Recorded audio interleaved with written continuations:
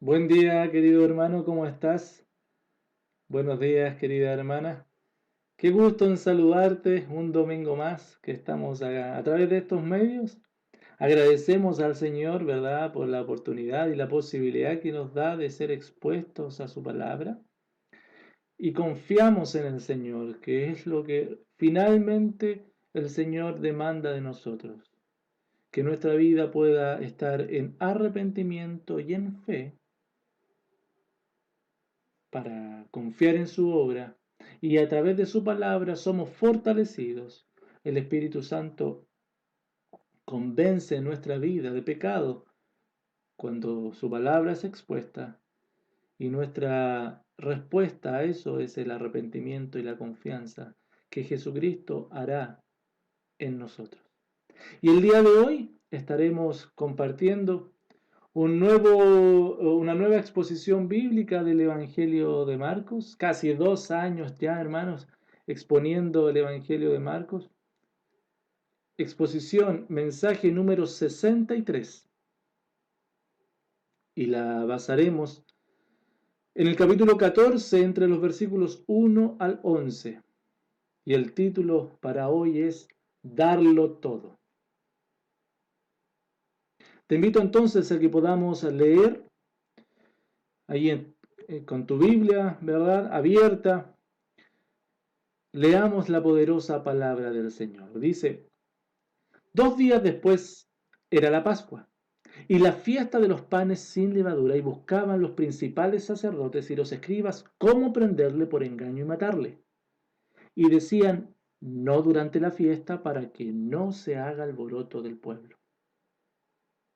Pero estando él en Betania, en casa de Simón el leproso, y sentado a la mesa, vino una mujer con un vaso de alabastro de perfume de nardo puro, de mucho precio, y quebrando el vaso de alabastro, se lo derramó sobre su cabeza.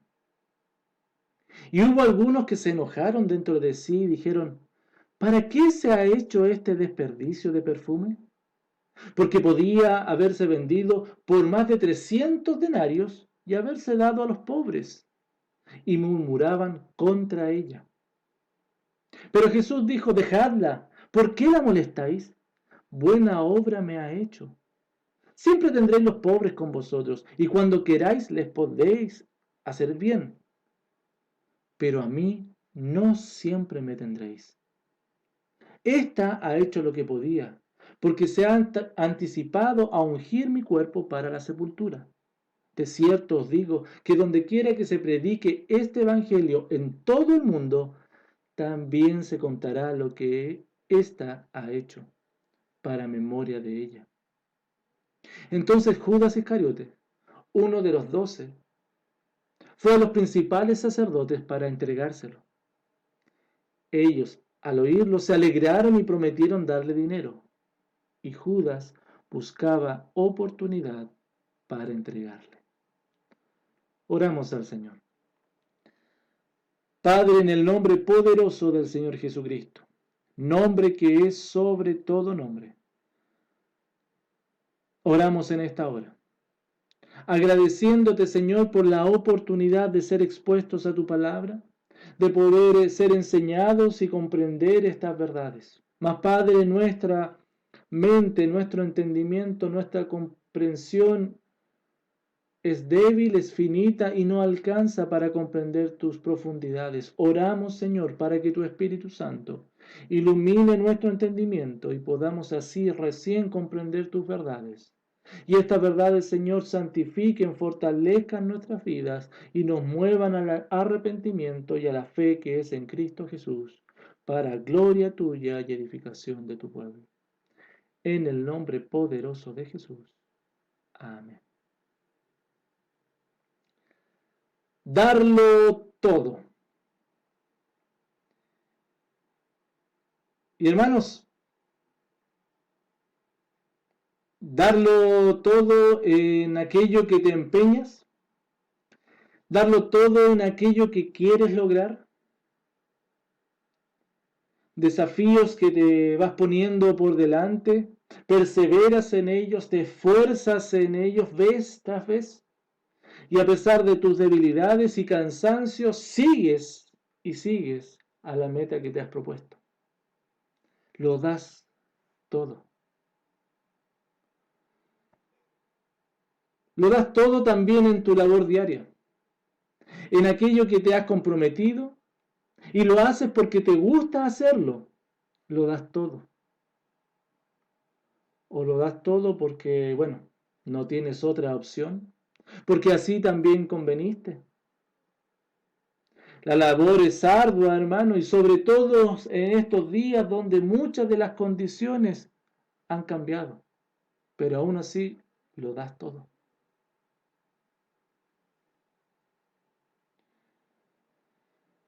Lo das todo y un poco más por el otro. Porque hay vidas en juego y no hay tiempo que perder. Una imagen, hermano, que se ha repetido mucho durante este último tiempo. Fuerzas que no están, fuerzas que faltan, y pareciera que ya no hay nada más que entregar. Bueno, vuelves a intentarlo, porque hay vidas, salud, paz, etcétera, que está en juego. Darlo todo. Para muchas personas estos son ejemplos de darlo todo. Y obviamente, hermanos, sin duda son ejemplos loables, dignos de admiración. Sin embargo, cuando hablamos de darlo todo para nosotros los creyentes, cuando pensamos ¿qué es darlo todo? Miramos un madero. Allí donde sin duda encontramos al Rey del universo dándolo todo. Es en esa cruz, hermanos, donde encontramos el real significado de lo que es darlo todo. Ahora bien, nosotros simples mortales, ¿podemos darlo todo para Dios? ¿Podemos bajo alguna circunstancia o alguna instancia o alguna forma dar todo para Dios? ¿Qué significa darlo todo entonces? ¿Qué es darlo todo para Dios? El día de hoy vamos a ver a Jesucristo que no pierde oportunidad de enseñar a sus discípulos y el Maestro le entregará una hermosa lección, un contenido simple pero sustancial de lo que significa que un discípulo dé todo para Dios.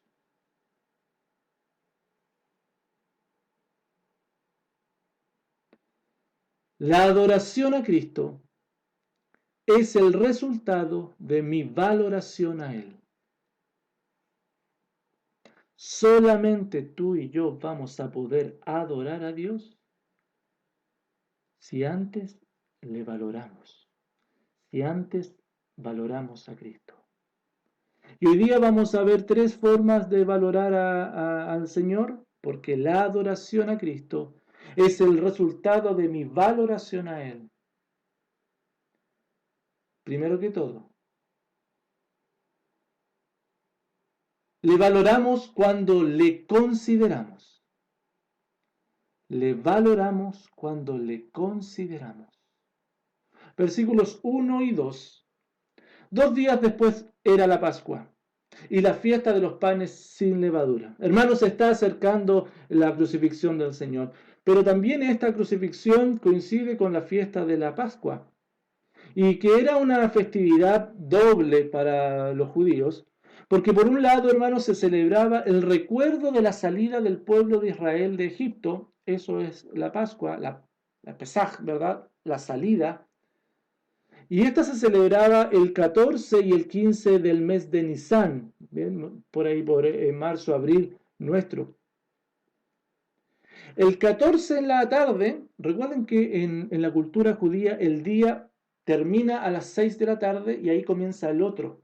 A las 6 de la tarde nuestra, ahí termina el día y ahí comienza el otro día. Entonces, un poquito antes de las 6, para graficarlo de alguna forma, se sacrificaba, cada familia iba y sacrificaba un cordero, y luego el 15, después de las 6, que pasaba a ser el 15, en la misma tardecita, la familia compartía lo que era conocida como la cena pascual. Y seguido a esto, al 14 y 15, venían 7 días de celebración judía que era conocida como la fiesta de los panes sin levadura. Ahora bien, todo este periodo festivo se conoce comúnmente como la celebración de la Pascua. El texto acá, el versículo 1, nos dice, 2 días después era la Pascua. O sea, todo esto ocurre 2 días antes de la Pascua, vale decir el día 12 de Nisan. Y este día 12 es el día martes, día en que Jesús había discutido y conversado con los religiosos, y al final del día estaba teniendo esta conversación, estas respuestas a sus discípulos, en donde también les aprovechó a hablar del fin de Jerusalén, de la caída de Jerusalén y destrucción del templo, pero también el fin de los tiempos, como estuvimos viéndolo en los sermones anteriores. Allí estaban en el Monte de los Olivos, día 12. Era entonces el martes en la tarde, a punto de pasar el día miércoles. ¿Y qué sucedió? Y sigue diciendo el versículo 1, y buscaban los principales sacerdotes y los escribas cómo prenderle por engaño y matarle. El odio hacia el Señor Jesucristo era evidente, y ya hace bastante tiempo que los religiosos y los principales líderes religiosos querían atrapar a Jesucristo y destruirle. Sin duda que en la confrontación última con los religiosos en el templo esto se tiene que haber acrecentado. Ya desde el capítulo 3, versículo 6, que habían acordado con los herodianos destruirle, ahora en el capítulo 12, versículo 12, cuando les habla el Señor Jesucristo una parábola en contra de ellos, por supuesto, esto fue como la gota que rebalsó el vaso, y ahora ya había llegado la hora en que ellos querían llevar a cabo la destrucción de Jesús, y ellos buscaban cómo, premeditaban, organizaban, ideaban cómo prenderle y matarle. Versículo 2, y decían no durante la fiesta para que no se haga alboroto del pueblo. El pueblo en sí estaba en favor de Jesús, la mayor cantidad del pueblo. Le admiraban y creían en él. Hace poco él había resucitado a Lázaro. Luego Jesucristo había sido proclamado como rey en la entrada triunfal a Jerusalén. Cuando él discutía con los religiosos estas parábolas que se acuerdan, bueno, una gran multitud le oía de buena gana, por lo que prenderle y matarle, justo en el periodo de fiestas, cuando había miles y miles de personas, bueno, no era un buen momento, y los escribas y los religiosos, los principales sacerdotes, buscaban cómo matarle. Hermanos, porque la religión a ellos los había enfrascado en sus propias luchas, y aún estando en tiempo sagrado, en tiempo que Dios había determinado para ser adorado en la Pascua, ellos no tenían en mente la Pascua, no tenían en mente lo que Dios había estipulado, lo que tenían en mente era cómo matar al Señor Jesucristo. Porque, hermanos, la religión, el ser religioso se contrapone al corazón de Dios, porque no hay amor a Dios cuando aquello que Dios ha ordenado para ser obedecido, que es signo completo del temor y reverencia a Dios, no es considerado.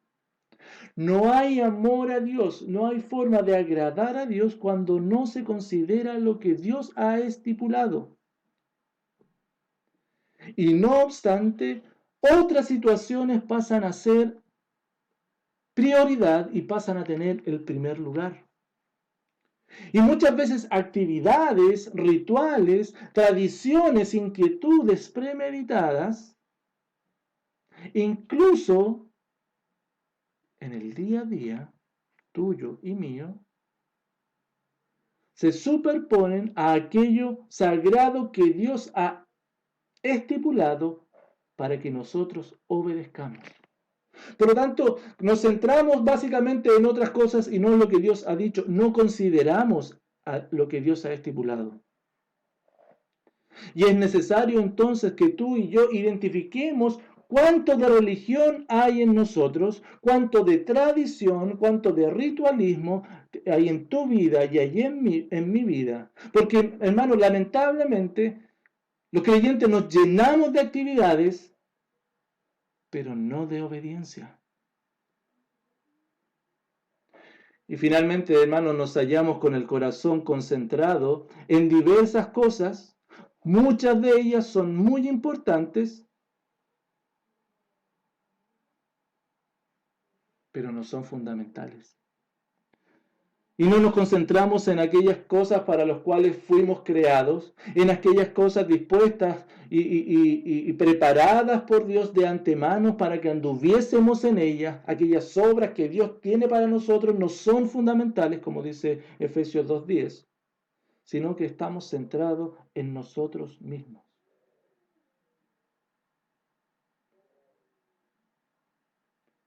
El apóstol Pablo le decía a los de Colosas capítulo 3 versículo 1, si pues habéis resucitado con Cristo, la consecuencia de esto, la ecuación es igual, vas a buscar las cosas de arriba.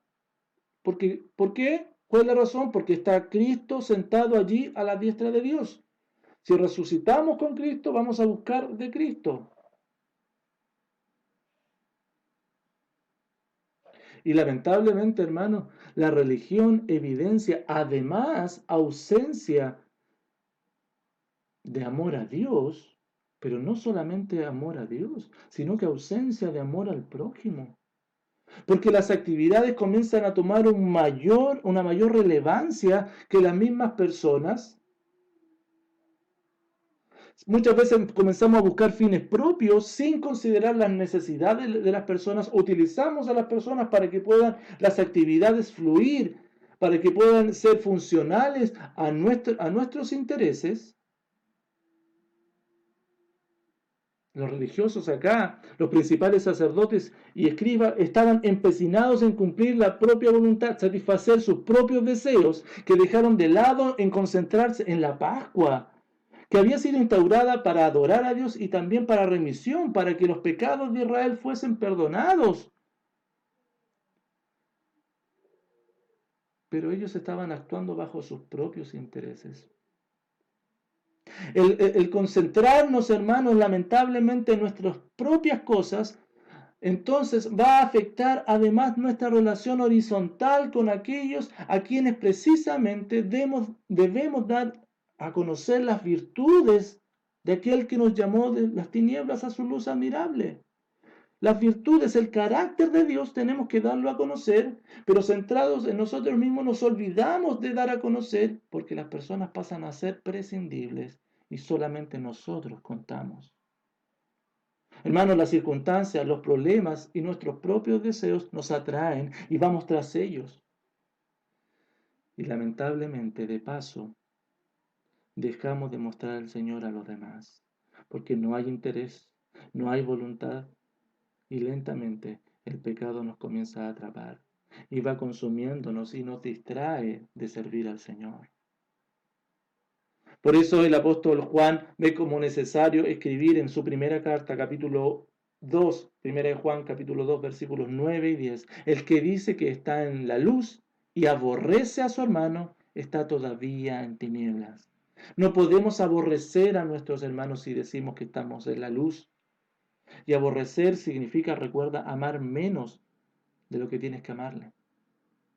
El que ama a su hermano permanece en la luz y en él, en el hermano, no hay tropiezo.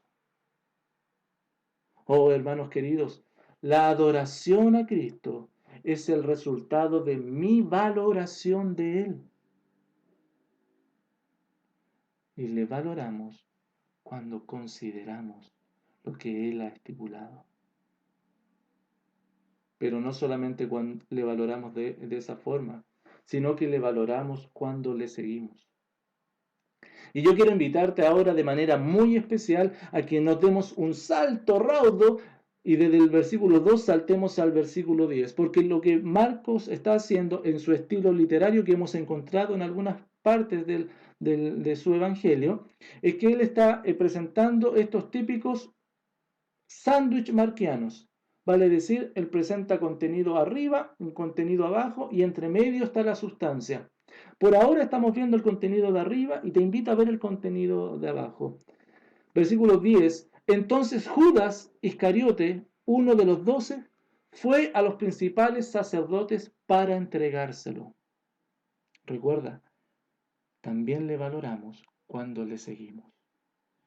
Ellos estaban buscando, los principales sacerdotes y escribas, cómo atrapar a Jesús. Bueno, Judas conscientemente fue donde ellos, que no tenían idea cómo hacerlo, que estaban buscando la forma, y él, bajo su propia iniciativa, bajo sus propios propósitos, Judas, hizo justamente lo que ellos estaban necesitando, ofrecerle a Jesús. Esto fue como un regalo caído del cielo para ellos. De hecho, el versículo 11 dice, ellos al oírlo se alegraron y prometieron darle dinero. Acordaron con Judas, acá no aparece, pero en los pasajes paralelos de los evangelios, nos dice que fueron 30 monedas, 30 ciclos de plata. Y 30 ciclos de plata, hermano, en realidad no era mucho. 30 siglos de plata estaba establecido, y tú lo puedes ver en Éxodo 21:32, donde dice, si el buey acorneara a un siervo o a una sierva, pagará su dueño 30 siglos de plata y el buey será apedreado. Entonces era como una indemnización por el siervo que estaba acorneado. Eso era el valor que el Señor Jesucristo tenía para Judas, y Judas, bueno, estuvo satisfecho con eso. Eso era lo que el maestro valía para Judas. Por ese precio lo vendió. Hermanos, vendió al maestro. Vendió a aquel que conocía, con quien había estado todo este tiempo, quien había mostrado preocupación para con él, de quien había visto con poder hacer milagros, con quien había viajado, había compartido veladas con él, quien había prometido cuidar y salvar su vida y entregar su propia vida por ellos. 30 piezas de plata, una miseria. Y por esa miseria, Judas lo entregó. Y muchas veces le cargamos la mano a Judas, pero hermano, Judas es un prototipo de lo que los otros discípulos comenzamos a hacer después. Ahí mismo en el capítulo 14, versículo 50, dice, entonces todos los discípulos, dejándole, huyeron. Y dice al final, y Judas buscaba la oportunidad para entregarle. Hermanos, de todos modos, esta última palabra, entregarle, en esta sección, hermano, nos debe llevar a pensar un poquito en la esencia de lo que es la gracia del Señor. Porque Judas, hermano, entrega al Señor para que el Señor se entregara por toda la humanidad. La gracia de Dios para suplir la necesidad máxima de las personas, pero mira también la gracia del Señor para encaminar todo. Utilizó las circunstancias y las personas, en este caso a Judas, para que su propósito máximo de redención, de glorificación en sí mismo, en Cristo, fuese cumplido. Hermano, porque Dios actúa de esta forma. Utiliza las circunstancias para llevar todo a los pies de Cristo, para llevarlo todo a su gloria. De la misma forma lo está haciendo contigo también. Y cuando vemos la verdad de Judas, lo vemos llevando y alejándose del Señor en esa noche. El creyente conscientemente, hermano, puede estar yendo lejos de Cristo. El creyente conscientemente puede estar dando pasos lejos del Maestro y puede estar haciendo convenios y compromisos con aquellos que están lejos de la gracia, lejos del amor y del poder de nuestro buen Dios. El creyente lamentablemente puede estar dando pasos alejados del Maestro, contrayendo compromisos con el mundo, buscando un aparente bienestar.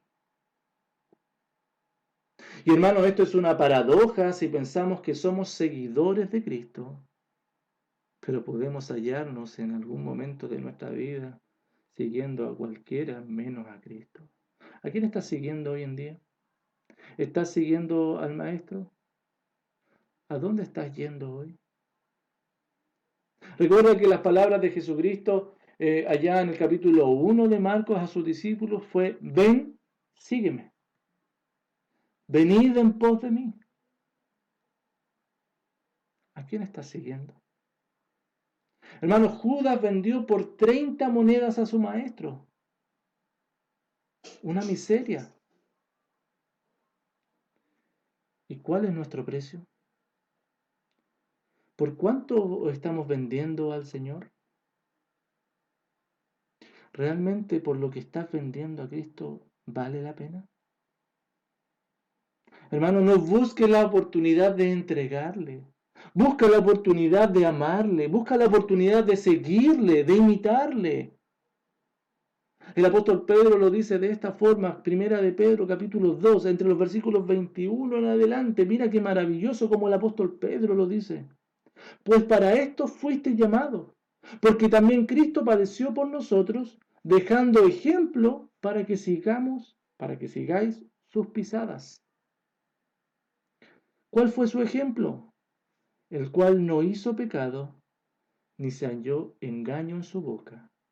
Quien cuando le maldecía no respondía con maldición, y cuando padecía no amenazaba, sino encomendaba la causa al que juzga justamente, quien llevó el mismo Cristo nuestros pecados en su cuerpo sobre el madero, para que nosotros, estando muertos a los pecados, vivamos a la justicia, y por cuya herida fuiste sanados. Oh hermanos, cuando comenzamos a valorar a Cristo, realmente comenzamos a adorarle.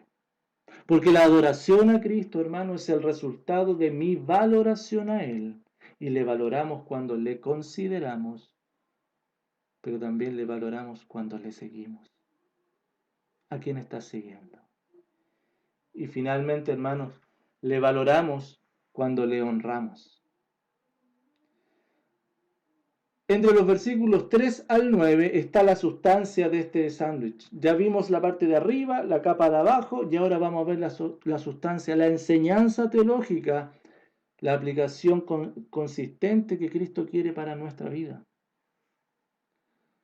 Versículo 3 dice: pero estando él en Betania, en casa de Simón el leproso, sentado a la mesa, vino una mujer con un vaso de alabastro de perfume de nardo puro de mucho precio.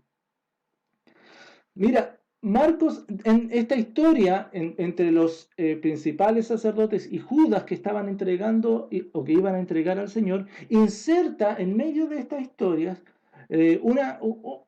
otra narración de algo que había sucedido, un evento que había sucedido días atrás. De hecho, exactamente esto había sucedido 6 días atrás, en el lugar Betania.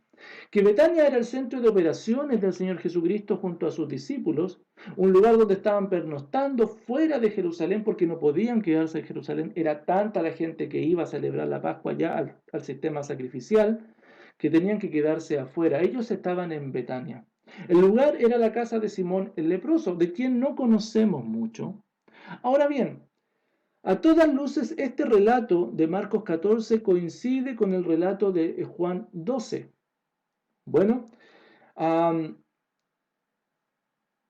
Y según lo que vemos en Juan capítulo 12, podríamos decir que Simón estaba oficiando en su casa como un anfitrión y estaba oficiando o entregando, celebrando una cena, porque hace poquitos días Lázaro había resucitado y estaban celebrando todos juntos. De hecho, ahí menciona también a Lázaro que estaban y sus hermanas. Y mientras ellos cenaban, imagínate la escena, entra una mujer que el Evangelio de Juan la identifica como María, la hermana de Lázaro. Y entra esta mujer a escena, lo cual por sí ya era impactante porque traía un frasco de alabastro y las mujeres en ese entonces solamente interrumpían estos eventos para servir, no para venir con un vaso, con un frasco de alabastro. Alabastro es un material parecido al yeso. Y, y- y bueno, dentro de este vaso traía un ungüento, una loción de nardo puro. El nardo es una flor y esta loción se importaba desde India en ese entonces, por lo tanto era costoso. Y ahí nos da el detalle. Marcos dice que era de mucho precio. Bueno, era una esencia importada y la tenía esta mujer. ¿Qué hizo esta mujer? Quebrando el vaso de alabastro, se lo derramó sobre su cabeza. Los simbolismos son importantes acá. La mujer quebra este vaso, nunca más iba a poder ser utilizado por nadie más, en señal de que esto era exclusivamente para Jesús. Podría haberlo derramado de otra forma, no, ella lo quebró.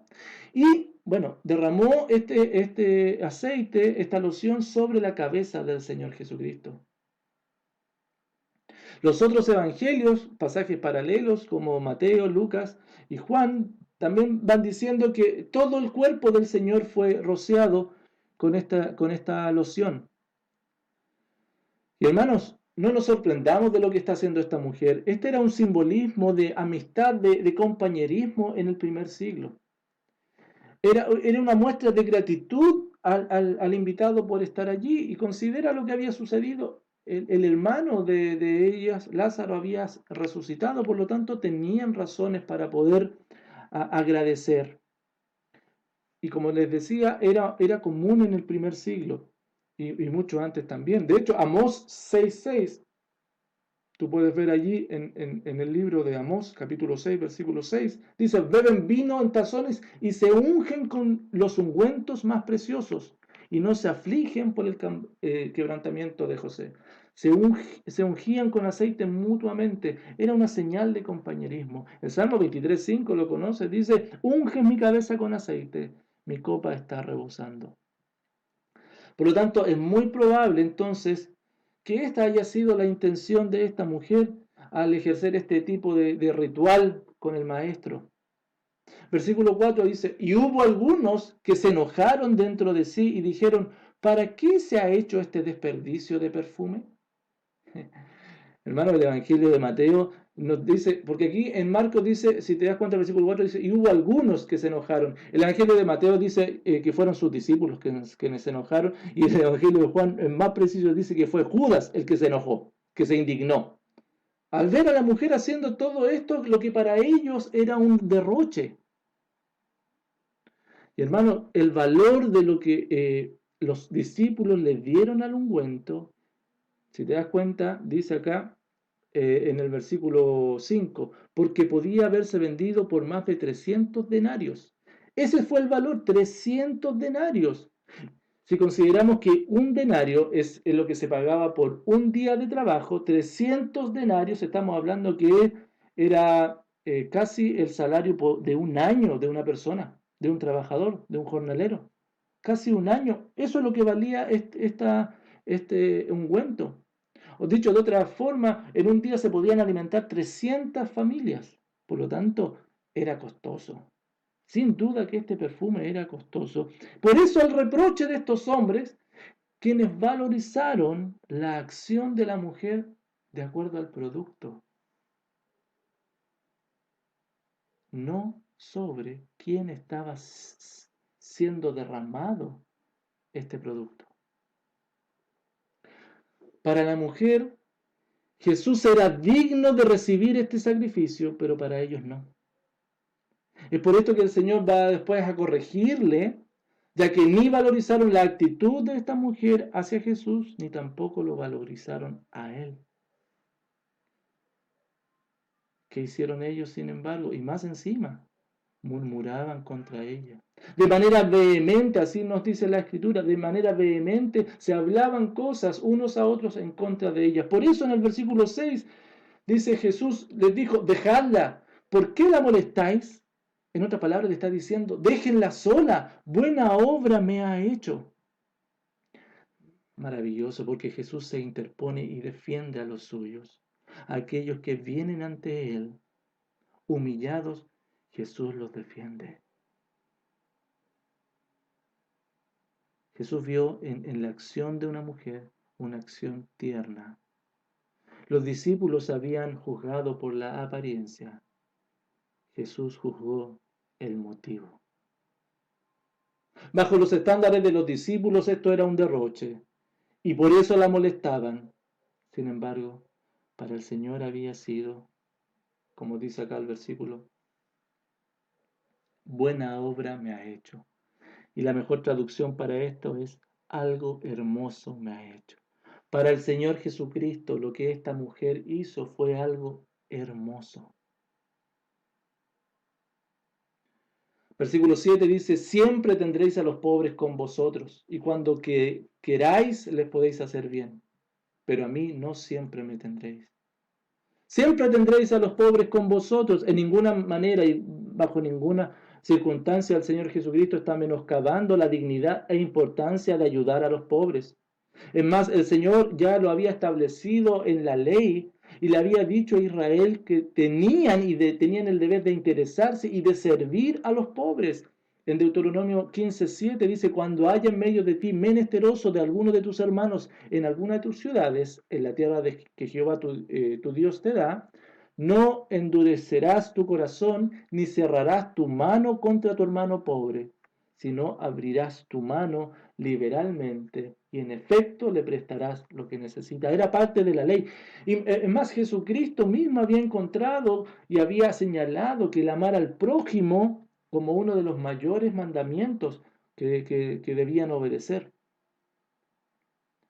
El tema es que ellos podían hacer esta acción de ayudar a los pobres, iban a tener la oportunidad y la posibilidad de hacerlo cuando ellos quisieran. Siempre va a estar esa posibilidad. Sin embargo, la posibilidad y allí de adorar a Cristo no iba a estar siempre. Y había que aprovechar el momento de adorar al Señor. Lo que Jesús está recalcando es la dignidad que esta mujer estaba dándole en ese momento especial,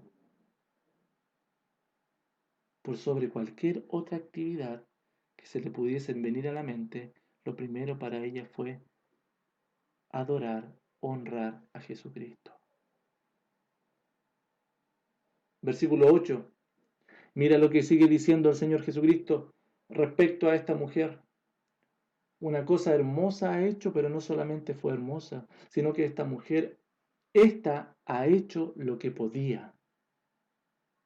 La mujer, hermano, hizo lo que podía, vale decir, todo lo que estaba a su alcance.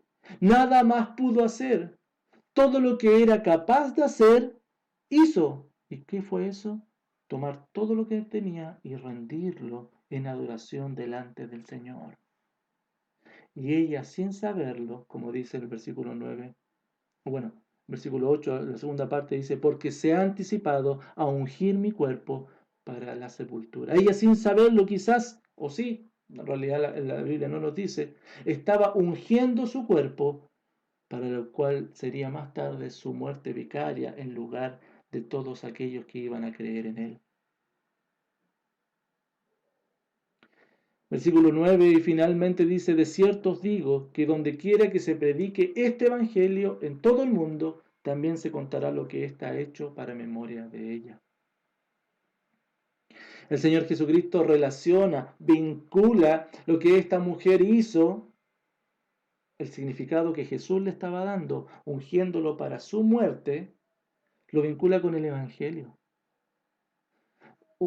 luego a sus discípulos le iba a decir, y como vimos, ¿verdad?, que antes que viniese el fin, el Evangelio iba a tener que ser predicado en todo el mundo. Bueno, el mensaje que iba a ser predicado en todo el mundo incluiría lo que Jesucristo estaba anticipando con el ungüento de esta mujer, que Él iba a morir en lugar de los demás y que iba a resucitar, porque está implícito que si el Evangelio iba a ser predicado es porque Jesucristo iba a resucitar.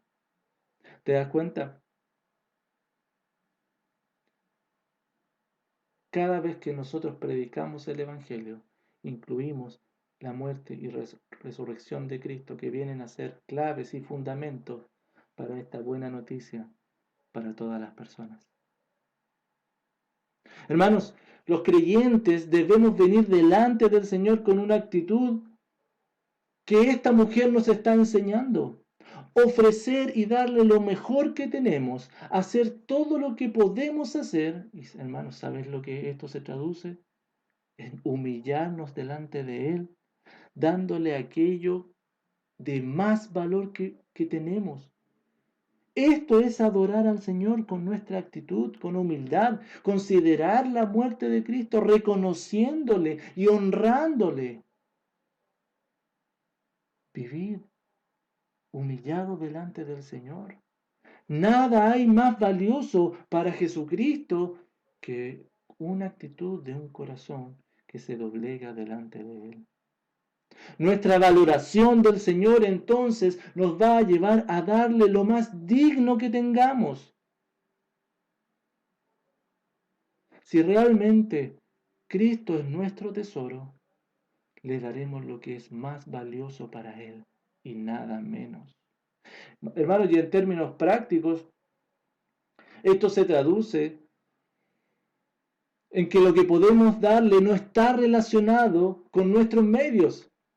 No, cuando hablamos que tenemos que darle lo mejor de lo nuestro, porque no hay nada de nuestras posesiones que le demos a Él que lo enaltezca, que sea digno de Él, sino nuestra actitud de reverencia, de reconocimiento, de ir ante Él y mostrarle, reconocerle nuestra insuficiencia y debilidad y entregarnos confiados completamente a su transformación y a su obra en nosotros.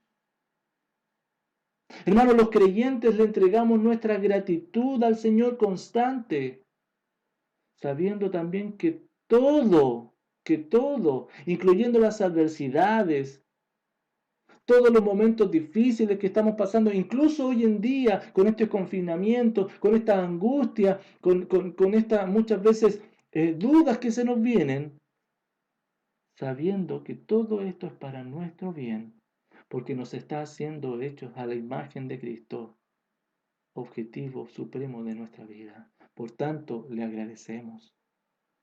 Hermanos, vamos con oración constante. Abrimos nuestro corazón para que Él nos hable. Porque abrimos la palabra del Señor y en ella encontramos el carácter de Dios, las demandas de Dios. Y reconocemos que fracasamos constantemente en cumplirlas, porque no podemos sostener nuestra adoración. Y en ese mismo momento nos arrepentimos de nuestra actitud pecadora, quizás también de indiferencia, quizás de autosuficiencia, y venimos delante del Señor con fe, confiando que su obra que comenzó en nosotros será fielmente cumplida. Solamente vamos delante de Él dependiendo de su suficiencia, una suficiencia en Cristo que nos transforma, nos sostiene y que nos permite adorarle. Eso es honrar al Señor, eso es glorificarle, darle gracias, síntomas inequívocos de un creyente. Me encanta el Salmo 51, 17. Escucha lo que dice. Los sacrificios de Dios son el espíritu quebrantado. Al corazón contrito y humillado no lo despreciarás tú, oh Dios. Y el autor de Hebreos capítulo 6, versículo 28, mira cómo lo dice. Así que recibiendo nosotros un reino inconmovible, tengamos gratitud. Tengamos gratitud. Y mediante ella, de la gratitud, con gratitud, sirvamos a Dios, agradándole con temor y con reverencia. Porque nuestro Dios es fuego consumidor. Por tanto, la actitud de adoración genuina, aquella que es hermosa al Señor, que es agradable y que es digna de Él, nunca está separada de la humillación, de la negación y de la gratitud al Señor. Es todo lo que podemos hacer. Hace poquito estuvimos hablando de una viuda que dio todo lo que tenía, 2 blancas, ¿te acuerdas? Todo lo que tenía. Ahora estamos hablando de otra mujer que dio todo lo que tenía. Comunes denominadores, que eran mujeres, pero por sobre todo que dieron todo lo que tenían. Ellas amaron a Dios con todo, como Él lo demanda, con todo el corazón, con toda el alma, con toda la fuerza, con toda la mente. Y fueron reconocidas por el Señor Jesucristo. ¿Es esta una descripción de tu adoración? Hermano, la religión, la hipocresía, nos lleva a adorarnos, a centrarnos en nosotros, en seguir a otros que no son el Señor. Construye ídolos que se van superponiendo a la adoración a Cristo. Y finalmente Cristo no es adorado con nuestra actitud, tampoco reconocido con la intención de nuestro corazón. Y muy por el contrario, el no valorar al Señor, además de no adorarle a Él, nos va a llevar a no valorar a los otros y lo que los otros hacen, como los discípulos no valoraron a esta mujer. Porque vamos a comenzar a no encontrar motivos para que los actos sinceros, imperfectos, pero sinceros de nuestros hermanos, de amor, de servicio, por ejemplo, sean de ánimo para nosotros. Y en vez de eso vamos a murmurar y estar hablando. ¿Cuántas veces tú y yo nos hemos encontrado hablando de nuestros hermanos cuando ellos se están entregando y sirviendo al Señor? Sí, de manera imperfecta, pero lo están haciendo y Dios está viendo sus motivaciones mientras tanto nosotros vemos las apariencias. Nos indignamos con los hermanos porque no hacen las cosas como nosotros las haríamos. Y lejos de ser de beneficio y edificación mutua, juzgamos la apariencia y no las motivaciones como el Señor. Los discípulos que habían estado tan cerca del Señor seguían sin comprender de qué se trata todo esto. Ellos eran los cercanos. Los discípulos eran los cercanos, pero tuvo que venir una de afuera, una mujer, para que les mostrase. Alguien que ni siquiera era de Galilea, ni mucho menos de Jerusalén, alguien que estaba ahí en Betania. Alguien de afuera vino para mostrarles realmente lo que es adorar a Dios y cumplir lo que Dios demanda. El haber estado tanto tiempo con Él no es sinónimo de adoración, porque adorarle es una actitud diaria y constante. Entonces compara tu actitud, tu reverencia delante del Señor y saca tus propias conclusiones. ¿Cuánto valoras realmente a Cristo? ¿Cuánto le estás adorando? Si Él te salvó para poder adorarle, si vivió y murió en tu lugar para que tú hoy día puedas estar unido al Padre en constante adoración, ¿qué haces entonces allí centrado en ti mismo? Recuerda, nunca es lo que tú haces, nunca es cuánto tú haces, siempre es cómo lo haces.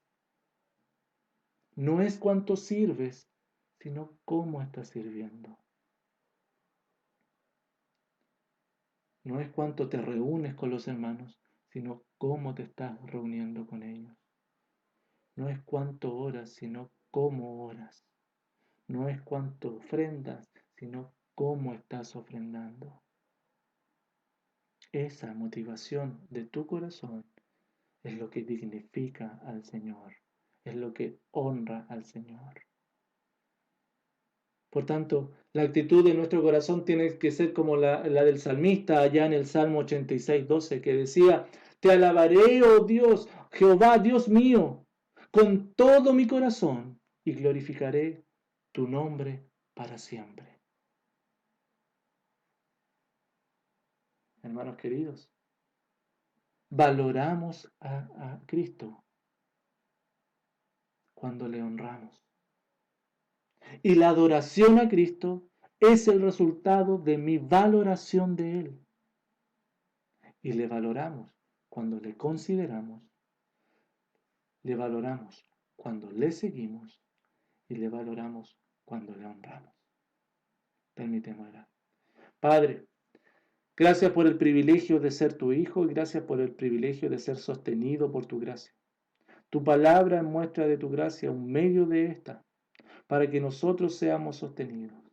Y Padre, confronta nuestra condición de adoradores y nos llamas al arrepentimiento si no te estamos valorando. Padre, si no te estamos considerando, si no consideramos lo que tú dices y nos consideramos más a nosotros. Si no estamos siguiendo tus pisadas y seguimos las pisadas de otros. Y si no estamos honrándote y por el contrario, cuestionamos y no adoramos ni te honramos desde el fondo de nuestro corazón. Oh Padre, gracias por tu palabra y permítenos poner la confianza en Cristo, cambiar aquello que tengamos que cambiar y seguir adelante, sabiendo que tú y solamente tú nos vas a sostener. Te alabamos y te glorificamos por los méritos poderosos de Jesús. Amén. El Señor siga sosteniéndonos a través de su palabra. Te animo, querido hermano, para que con una actitud de reverencia, de adoración, podamos seguir adorando al Señor en esta semana. El martes tenemos nuestro estudio de Romanos. Estamos ya en el capítulo 7, miserable de mí, segunda parte. Te invito para que puedas estar allí.